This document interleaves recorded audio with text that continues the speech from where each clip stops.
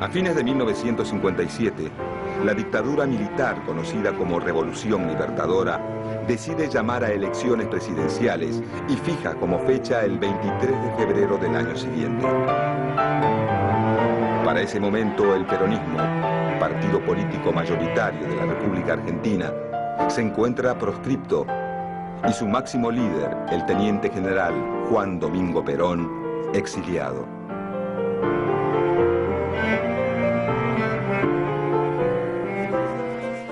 Dos fuerzas políticas surgidas del radicalismo se disputan el poder en las próximas elecciones. La Unión Cívica Radical del Pueblo, liderada por Ricardo Balbín, más cercano a las posiciones del gobierno militar y partidario de excluir al peronismo del sistema político. Y la Unión Cívica Radical Intransigente, liderada por Arturo Frondizi, quien pocas semanas antes de los comicios decide hacer un pacto electoral con Perón.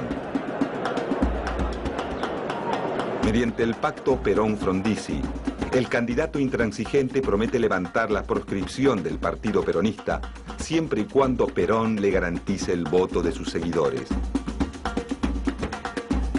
Pocos días antes de las elecciones, Juan Domingo Perón, desde su exilio en República Dominicana, aconseja a sus partidarios votar por el candidato de la UCR intransigente.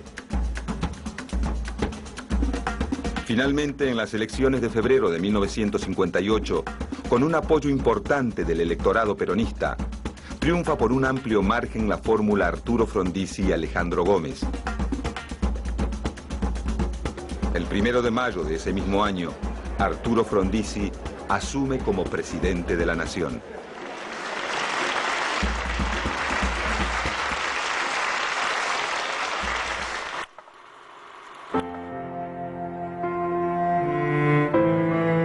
Arturo Frondizi es un político e intelectual de sólida trayectoria, a quien muchos ven como la alternativa no peronista para una política de crecimiento basada en el desarrollo industrial.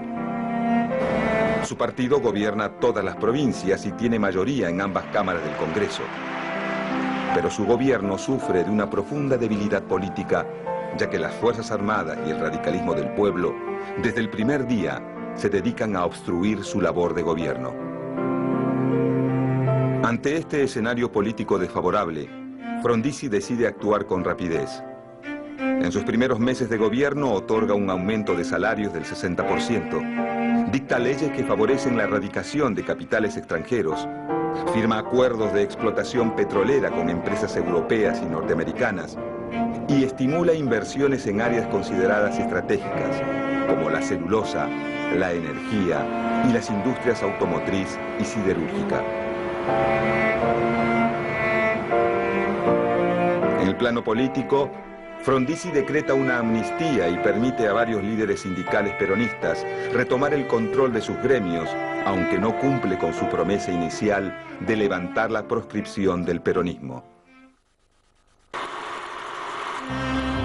En poco tiempo, las políticas desarrollistas impulsadas por Frondizi hacen que la economía argentina crezca de manera notable.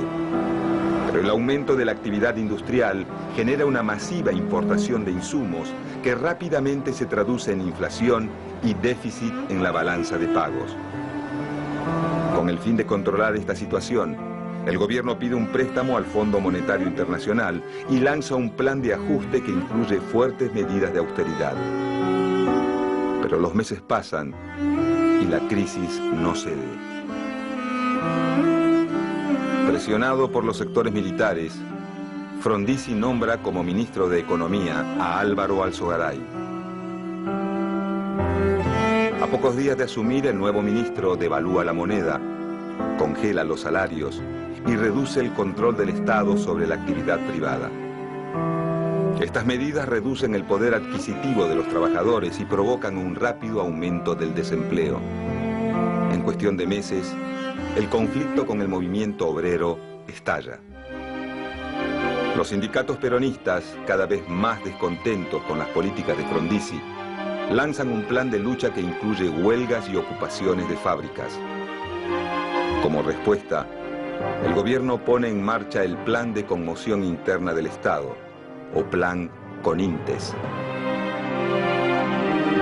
El Plan Conintes divide al país en distintas subzonas militares, donde los comandantes de las Fuerzas Armadas tienen más poder que los gobernadores, y empleados públicos y estatales pueden ser juzgados por tribunales militares. Respaldado por este plan, el gobierno de Frondizi autoriza a reprimir militarmente toda huelga o conflicto obrero. Al mismo tiempo intervienen los sindicatos y ordena el despido de los delegados más combativos. Esta actitud termina por alejar definitivamente a Frondizi del peronismo, que deja de ser el aliado díscolo de su gobierno para convertirse en su opositor más decidido. A medida que el conflicto entre Arturo Frondizi y el peronismo avanza, otro sector entra en crisis con el gobierno. Desde los inicios de su mandato, las presiones de los militares se llevan a cabo con una frecuencia casi cotidiana. Estas presiones, conocidas como planteos, tienen como principal objetivo impedir el resurgimiento del peronismo. Pero con la llegada de los años 60, los militares argentinos orientan su atención hacia un nuevo enemigo. El 1 de enero de 1959, un grupo de jóvenes revolucionarios toman el control de la ciudad de La Habana, Cuba, poniendo fin a la dictadura de Fulgencio Batista en ese país. Con el pasar de los meses, el gobierno revolucionario cubano, dirigido por figuras como Fidel Castro y Ernesto Che Guevara, va virando de una postura nacionalista hacia tendencias más socialistas. Este cambio enciende la alarma del gobierno de los Estados Unidos, que teme un avance del comunismo sobre el continente americano. Inmediatamente el presidente John Fitzgerald Kennedy hace un llamado a sus pares continentales para que condenen y aíslen al país caribeño. Arturo Frondizi, si bien coincide en varios aspectos con la política exterior norteamericana, decide no sumarse a esta iniciativa e incluso en 1961 mantiene una entrevista secreta con el Che Guevara. La decisión de Frondizi de no sumarse al boicot a Cuba reavivan las sospechas de las Fuerzas Armadas, que aumentan la frecuencia de sus planteos hasta obligar al presidente a romper relaciones con el gobierno revolucionario cubano.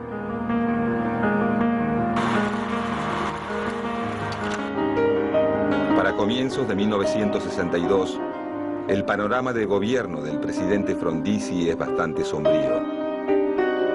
Los militares lo culpan por no erradicar definitivamente al peronismo y mantener una posición blanda ante lo que ellos llaman el peligro comunista. Los peronistas le echan en cara el no haber cumplido el pacto electoral, y los sectores de la izquierda no le perdonan la ruptura con el gobierno de la Revolución Cubana. Acorralado por todos los frentes, Frondizi levanta la proscripción del partido peronista, permitiéndole participar de las próximas elecciones provinciales. En las elecciones de marzo de 1962, el peronismo gana las gobernaciones de las principales provincias. El triunfo del peronismo genera un profundo malestar entre los militares, que amenazan por enésima vez con un golpe de Estado. A esta altura, Frondizi sabe que sus días en el gobierno están contados.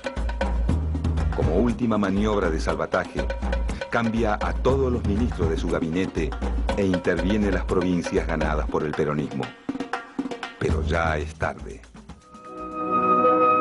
La residencia de Olivos es ahora el escenario de dramáticas horas.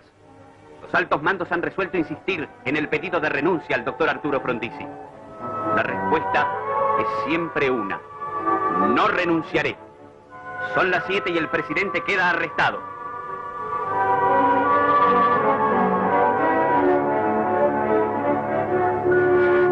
A las 7:46, en su automóvil oficial y escoltado por otros coches donde viajan altos jefes de las tres armas, se dirige al sitio prefijado, el Aeroparque.